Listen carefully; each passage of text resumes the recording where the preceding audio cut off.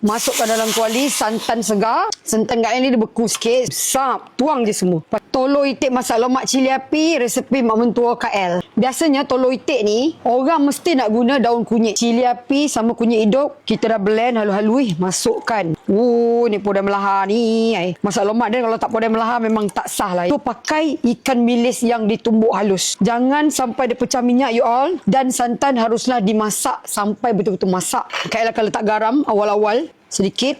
Wanginya. Masukkan sedikit asam keping sebab tak ada asam-asamnya. Kita punya telur itik kat dalam.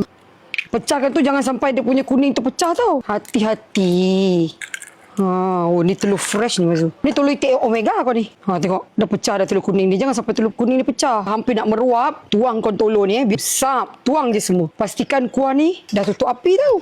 Dan pastikan dia punya kuah ni betul-betul dah melegak. Dah betul-betul cantik. Dah jaga dia punya apa semua tu. Baru kita tuangkan telur itik. Kita kacau-kacau dia. Bukan rasa dalam 3 minit macam tu. So kita buka api balik perlahan-lahan. Dia kena jaga. Dia macam scramble egg lah you all. Scramble egg kalau nak masak kena jaga api. Ke kanan, ke kiri. Dah siap kita punya telur itik masak lemak. Dapat tak cantik bulat-bulat? Ini adalah masakan turun-temurun. Memang sangat-sangat sedap. Memang sangat-sangat lazat. Nanti cubalah buat ya. Podai melahar ni kat punya. Nampak? Kalau ada masam-masam, mangga, belimbing buluh, masukkan. Memang lagi mantap. Santan yang kat beli ni tak berapa cantik sangat lah. Dia tak berapa, apa orang cakap, tak pekat santan dia. Tu Kak Isko yang macam tak masak sangat ni. Bismillahirrahmanirrahim. Ambil dia punya telur-telur putih. Nampak tak? Dengan cantiknya telur itik masak lemak. Sedap. Hai. Creamy you all. Santan ni Kak tak tambah air langsung. Bercair-cair berai. Bismillah.